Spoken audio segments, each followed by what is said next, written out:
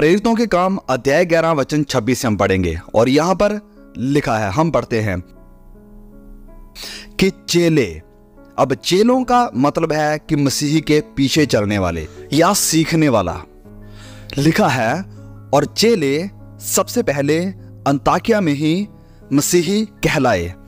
अब पौलुस और सिलास अंताकिया में थे और कुछ महीनों से सुसमाचार का प्रचार कर रहे थे। वो लोगों के बीच जाके आराधनाएं करते थे, प्रचार करते थे। सैकड़ों लोग उनके द्वारा परमेश्वर यीशु मसीह को स्वीकार कर रहे और उन्होंने कलीसियाओं को स्थापित किया और उस क्षेत्र के बाकी लोग उन्हें मसीही कहने लगे, मसीही के पीछे चलने वाले, मसीह यीशु के चेले, मसीही। और यही सबसे पहले यह शब्द इस्तेमाल किया गया था, यीशु मसीह के पीछे चलने वाले। और आज रात जिस विषय पर मैं बात करने वाला हूं वो ये है कि हमें मसीही जीवन कैसे जीना चाहिए। हमें मसीही जीवन कैसे जीना चाहिए। कुछ साल पहले मैंने एक लड़की के बारे में सुना था जिसके दिल में यह बड़ी इच्छा थी कि वह म्यूजिक को बजाना सीखे और उसके अंदर संगीत की योग्यता थी। लेकिन 20 साल बाद उसके पड़ोसियों को उसके गीत को, संगीत को झेलना पड़ा। क्यों? क्योंकि उसने सारे संगीत को खराब कर दिया था। अब असल में हुआ क्या था, उसने अपने 5 उंगलों से अभ्यास करके कभी भी संघर्ष नहीं किया और ना म्यूजिक सीख पाई। उसने संगीत सीखने को नजरअंदाज कर दिया था। अब आप में से बहुत से ऐसे लोग हैं जिनके अंदर मसीही जीवन जीने की बड़ी इच्छा है। आप मसीह होना चाहते हैं और अच्छे से मसीही जीवन जीना चाहते हैं, लेकिन आपने कभी नहीं सीखा कि मसीही जीवन जिया कैसे जाता है। अब आपको कहा तो गया है कि आपको मसीही होना चाहिए, आपको कहा तो गया है कि आपको मसीही जीवन जीना चाहिए, लेकिन नहीं सिखाया गया कि कैसे। मैंने एक औरत के बारे में सुना था जिसने कहा कि हमारा पास्टर बहुत ही अच्छा है, हमारा पास्टर बहुत अच्छा है, उसकी सेवकाई बहुत बढ़िया है और हम सब उसे बहुत प्यार करते हैं। लेकिन मैं पूरे जीवन में यह समझ नहीं पाई कि वह चाहते क्या है कि हम करें। और आज रात मैं चाहता हूं कि आप बड़े ध्यान से सुने कि हमें मसीही जीवन कैसे जीना चाहिए। लेकिन सबसे पहले मैं चाहता हूं कि हम ये जाने कि एक मसीही है कौन। यीशु मसीह के पीछे चलने वाला असल में है कौन। बहुत से लोग हैं जो ये विचार करते हैं कि अगर आप एक मसीही देश में पैदा हुए हैं तो आप मसीही हैं, कि अगर आपके माँ बाप मसीही हैं तो आप ऑटोमेटिकली मसीही हैं। लेकिन बाइबल कहती है कि मसीहत आपको विरासत में नहीं मिलती है, ये लहू और मांस या मनुष्य की इच्छा से नहीं है। ध्यान से सुनिए मुझे, आप ऐसा कुछ भी नहीं कर सकते हैं कि जिससे आप ऑटोमेटिकली अपने आप में परमेश्वर के राज्य के अधिकारी बन जाएं। आप चर्च जा सकते हैं, आप एक अच्छा जीवन गुजार सकते हैं, आप एक अच्छे भले इंसान बन के रह सकते हैं, लेकिन यह सब आपको मसीही नहीं बनाता है। आपके अंदर मसीही जीवन के सारे चरित्र हो सकते हैं, लेकिन यह भी आपको मसीही नहीं बनाता है। अमेरिका के अंदर बहुत से लोग हैं जो अपने आप को मसीही कहते हैं, लेकिन अगर उन्हें बाइबल के आधार से देखा जाए तो वह मसीही बिल्कुल भी नहीं है। वह नए सिरे से पैदा नहीं हुए हैं, उन्होंने मसीह को अपने दिल में ग्रहण नहीं किया है। अगर उनका देहांत हो जाता है तो वह स्वर्ग में कभी नहीं जाएंगे। अब मसीही वो है जो व्यक्तिगत रूप में प्रभु यीशु को जानता है और उसके साथ उसका संबंध है।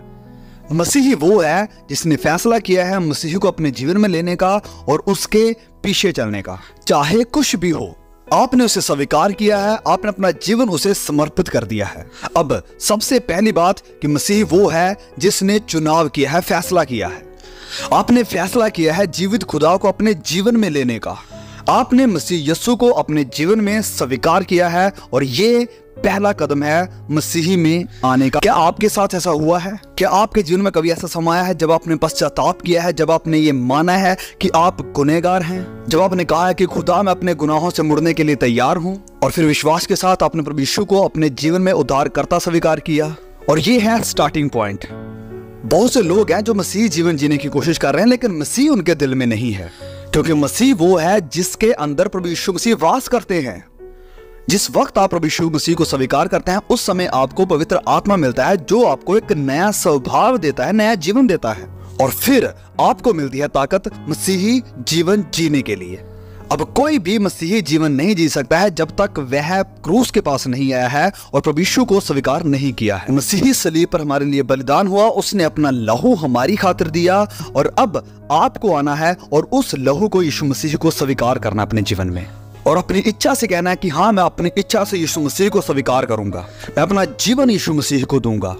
और फिर इसके बाद कुछ और होना आपके जीवन में बहुत जरूरी है, और वो दूसरी बात है कि आपके जीवन में बदलाव आ जाएगा। बाइबल बताती है कि पुरानी बातें जाती रही, देखो सब नई हो गई हैं। एक बदलाव आपके जीवन में आना बहुत जरूरी है। आपके व्यवहार में बदलाव, परमेश्वर के प्रति आपके व्यवहार में बदलाव। सबसे ज्यादा आप परमेश्वर से प्यार करेंगे। पहला स्थान आप परमेश्वर को देंगे अपने जिंदगी के फैसलों में और चुनाव में। अपने प्रति आपके व्यवहार में बदलाव आना चाहिए। आपके जीवन में सबसे पहले स्वार्थ खत्म होगा। आप अब स्वार्थी नहीं रहे। अब आप कुछ भी नहीं करेंगे सिर्फ अपने आप को खुश करने के लिए और अपने मतलब के लिए। अपने पड़ोसी के प्रति आपके व्यवहार में बदलाव आना चाहिए। अपने पड़ोसी को अपने सम्मान प्यार करना होगा, और इसलिए आपके जीवन में बदलाव होना बहुत जरूरी है। पुरानी बातें जाती रही, देखो सब नई हो गई हैं। और अगर आपके जीवन में बदलाव का कोई निशान नहीं है तो अच्छा होगा कि आप अपने जीवन को परखें कि क्या आप सच में मसीह हैं या नहीं। अगर आपका जीवन नहीं बदला है, अगर आपके जीवन से वो फल उत्पन्न नहीं हो रहे हैं जो आपके जीवन में होने चाहिए थे पवित्र आत्मा मिलने से, तो भला होगा कि आप विचार करें कि आपने सच में मसीह को पाया है या नहीं, क्योंकि खुदा की संतान के अंदर बदलाव बहुत जरूरी है। प्रभु यीशु ने कहा कि उनके फलों से तुम उन्हें जान लोगे। उनके फलों से, ये फल क्या है? और पवित्र आत्मा के फल ये हैं, प्रेम, शांति, आनंद और ये सब।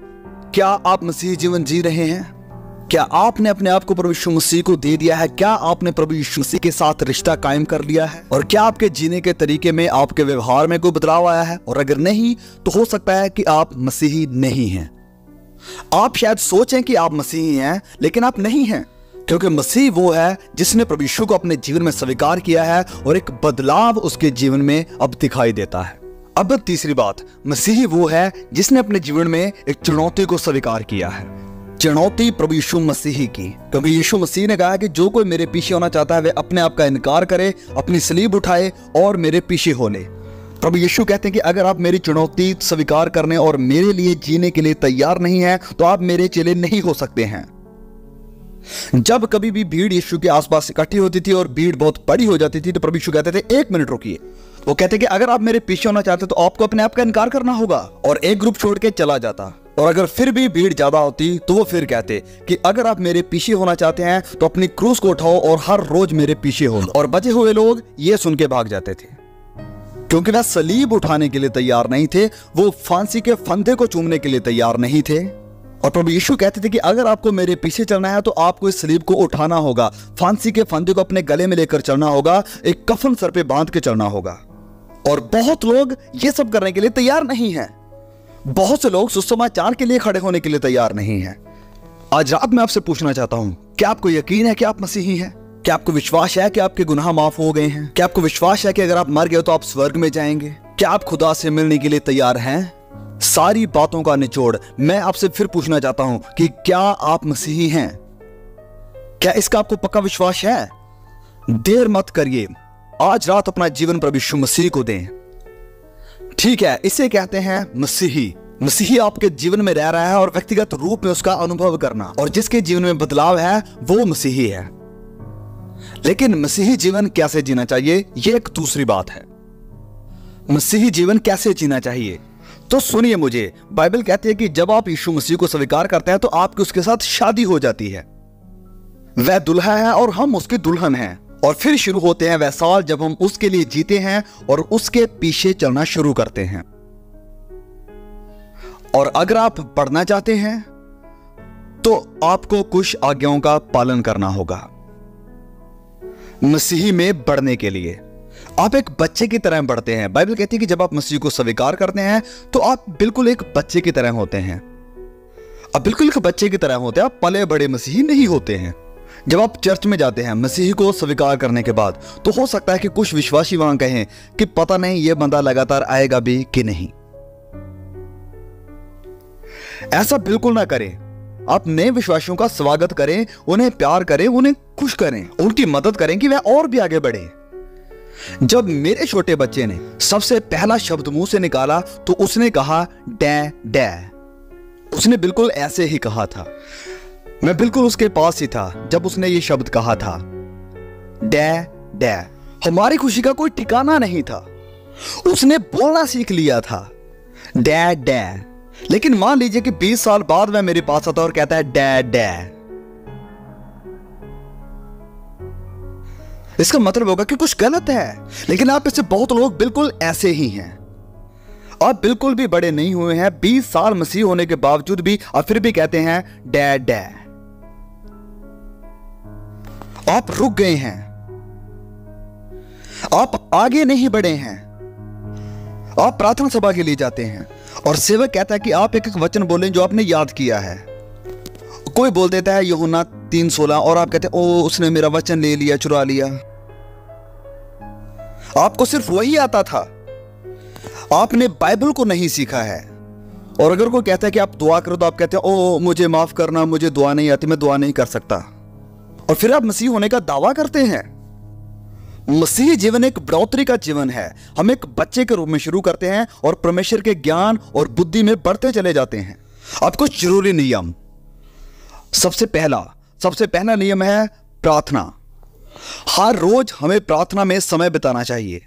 चेले प्रभु यीशु के पास आए और कहा कि प्रभु हमें प्रार्थना करना सिखाओ। आपको चलना सीखना होता है, आपको साइकिल चलाना सीखना पड़ता है, घुड़सवारी भी आपको सीखनी पड़ती है, ऐसे ही दुआ भी आपको सीखनी पड़ेगी। बिल्कुल ऐसे ही आप दुआ करना भी सीखते हैं। प्रभु हमें प्रार्थना करना सिखाओ। याद रखें कि यह मसीह जीवन आपको अकेले जीने की जरूरत नहीं है। पवित्र आत्मा आपके साथ रहता है। जैसे मैंने पहले भी बताया था कि जब आप प्रभु यीशु मसीह को ग्रहण करते हैं तो पवित्र आत्मा आपके अंदर आता है, वो आपको बल देता है, तसल्ली देता है कि आप मसीही जीवन जी सकें। अब ये पवित्र आत्मा आपकी दुआओं में भी आपकी मदद करता है। पवित्र वचन कहता है कि इस रीति से आत्मा भी हमारी दुर्बलता में सहायता करता है, क्योंकि हम नहीं जानते कि प्रार्थना किस रीति से करना चाहिए, परंतु आत्मा आप ही ऐसी आहें भर भर कर जो बयान से बाहर है हमारे लिए विनती करता है। पवित्र आत्मा प्रार्थना में हमारी मदद करता है।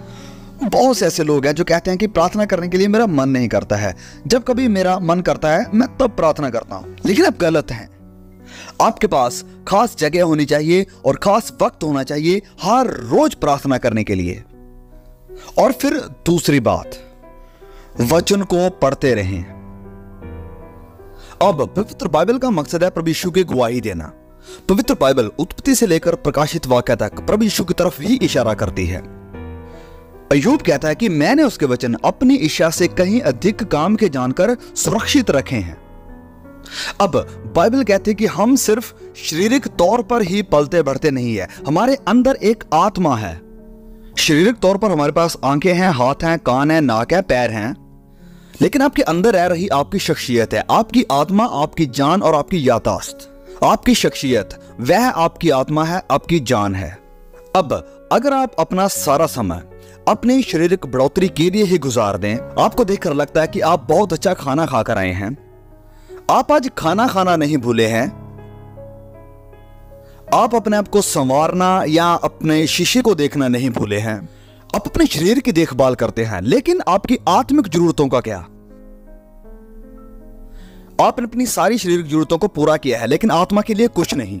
लेकिन ये आत्मा आपकी हमेशा के लिए रहेगी। शरीर तो मर के कब्र में जाता है और आत्मा जीवित रहती है। आप अपना सारा जीवन शारीरिक पूर्ति के लिए बर्बाद कर देते हैं लेकिन आत्मा के लिए कुछ भी नहीं करते। लेकिन आप अपनी आत्मा को क्या खिलाएंगे? क्या भोजन है आत्मा के लिए? ये है पवित्र बाइबल को पढ़ना, जो परमेश्वर का वचन है। मुझे इसकी परवाह नहीं है कि आप कौन हैं, लेकिन आप एक विजयमय जीवन नहीं बिता सकते हैं अगर आप पवित्र बाइबल को निगलेक्ट करते हैं।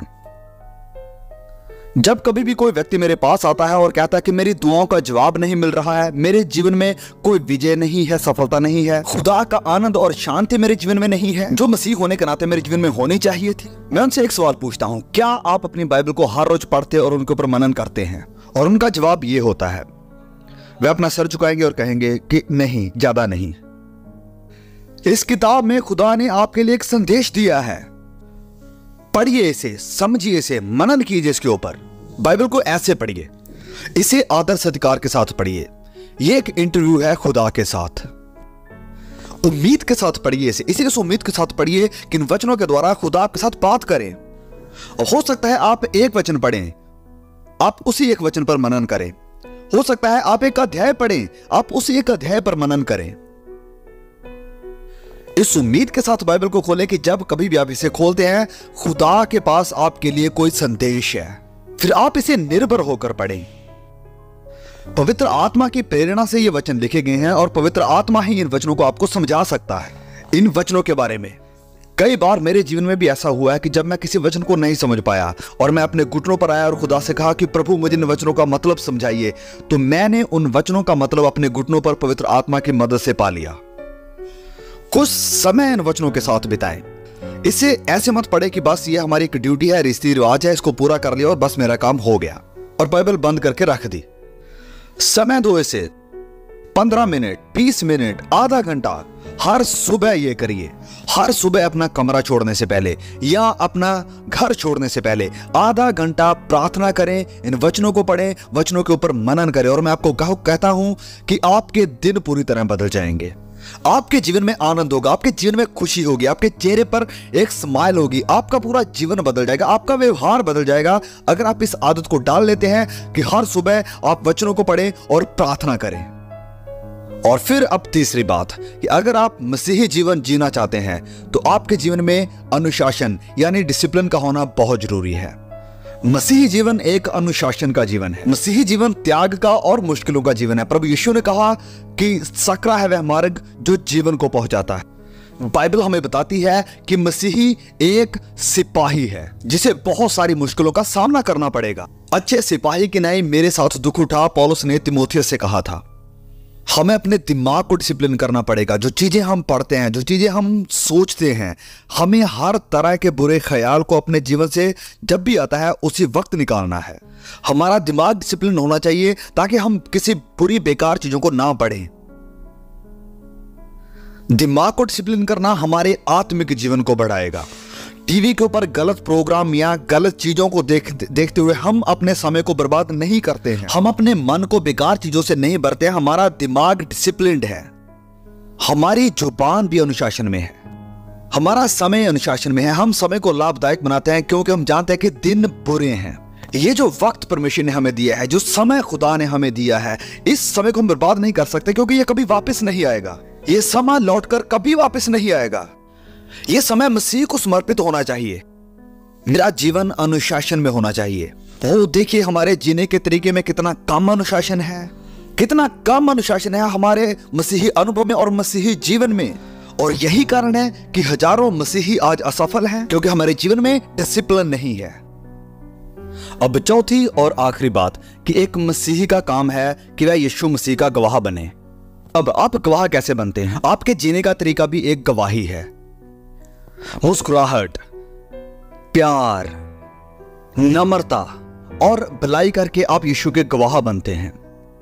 अगर आप एक बदलाव वाला जीवन जीते हैं जिसमें प्रभु यीशु मसीह आपके अंदर रहता है और प्रभु यीशु मसीह आपके जीवन के जरिए से लोगों को दिखाई देंगे और लोग आपकी तरफ आकर्षित होंगे और पूछेंगे कि इसका रहस्य क्या है, और आप कहेंगे कि मैं प्रभु यीशु को जानता हूं, और तब आपके पास अवसर होगा कि आप उन्हें प्रभु यीशु के बारे में बताएं। अपने घर में गवाह बने, अपने काम में गवाह बने।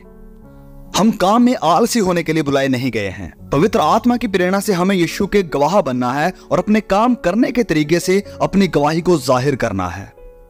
अगर आप किसी फैक्ट्री में काम करते हैं तो इसे ईमानदारी से करें, जैसे कि आप खुदा के लिए काम कर रहे हैं। आप किसी कंपनी के लिए या किसी यूनियन के लिए काम नहीं करते हैं, वरन आप काम करते हैं खुदा के लिए। अगर आप कर्मचारी हैं तो आप मसीह के लिए काम करते हैं, उसी के प्रति आप जिम्मेदार हैं अगर आप एक सच्चे मसीही हैं। बाइबल बताती है कि मसीही लोग यहां पर सिर्फ मुसाफिर हैं। हम प्रभु यीशु के राजदूत हैं। पवित्र बाइबल हमें बताती है कि हम एक उसकी खास प्रजा हैं जो मसीह के लिए अलग किए गए हैं, और हमें चमकते हुए गवाह बनना है इस दुष्ट और बुरी जनरेशन में। अपने चारों तरफ हम देखते हैं झूठ, पाखंड और बेवफाई और लालसा।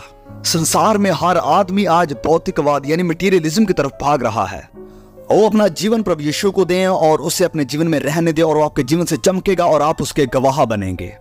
अपने समाज में नमक बने, अपने समाज में रोशनी बने, ताकि लोग जान जाएं कि आप मसीह यीशु के साथ खड़े हैं।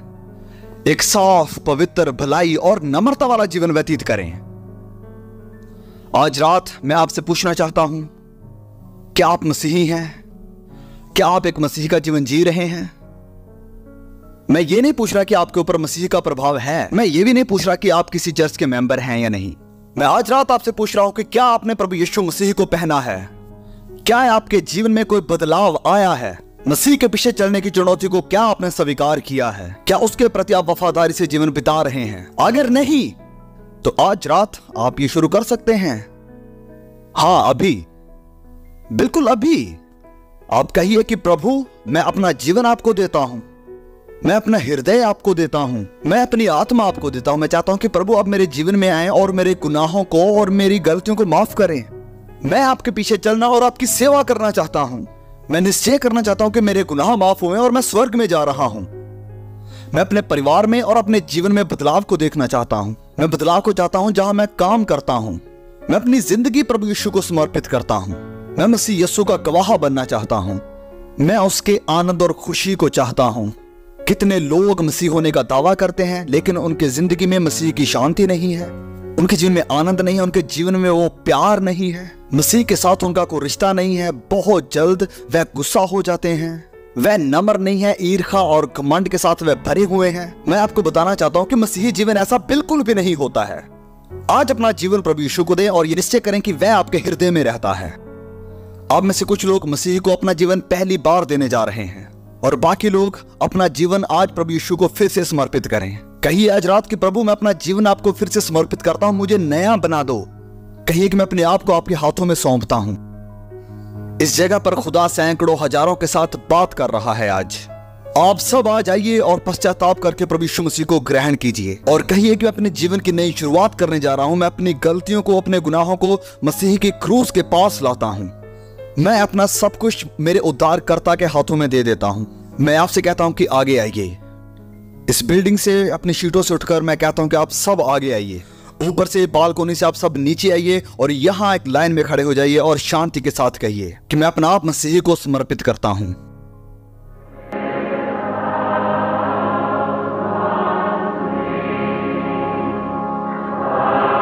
While these many people are coming here, bow your head.